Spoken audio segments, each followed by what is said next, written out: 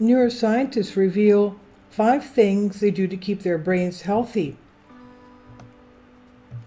In a viral TikTok video with more than 10 million views, Neuroscience PhD student Emily McDonald discussed 3 things she does each day to protect her brain: stay off her phone in the morning, think positive thoughts, and avoid processed food, she said.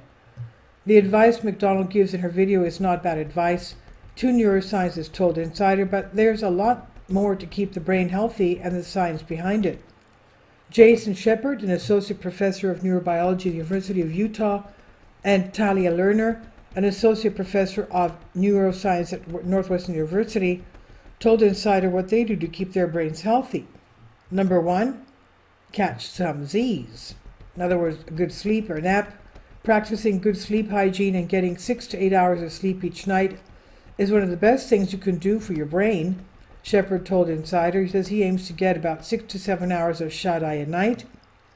Sleep helps the brain process new information from memories, reinforce new concepts and ideas, and remove toxic buildup of proteins known as amyloid plaques that commonly accumulate in the brains of people with Alzheimer's. Sleep also helps boost brain plasticity, the brain's ability to adapt to new situations and experiences. And the more your brain can adapt to new challenges, the more you can improve and preserve your cognitive function as you age, research shows. Number 2, get your heart pumping. Shepard said he also exercises daily to keep his brain healthy, since regular exercise increases blood flow to the brain, and a strong heart helps pump enough blood to the brain to keep it performing optimally. Research shows that people who exercise regularly have a lower risk of developing Alzheimer's, and exercise may also delay cognitive decline as people age.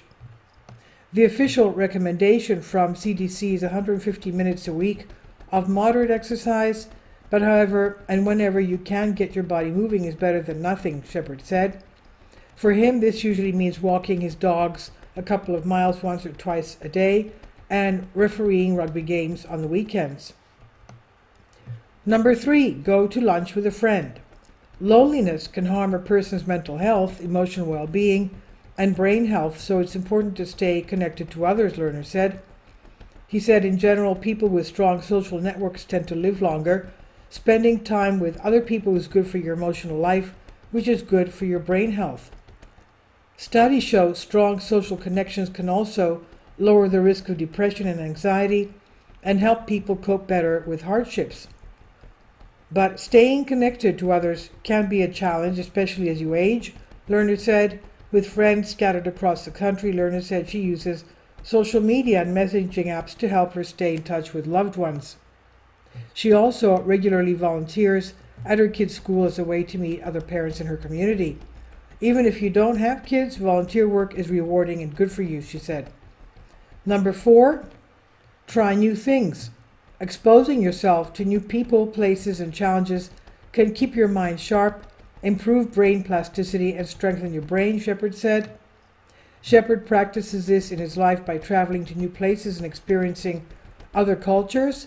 He also enjoys pursuing hobbies outside his work as a researcher and professor, like photography and listening to classical music. But trying new things does not necessarily mean you need to spend money traveling or take up a new hobby.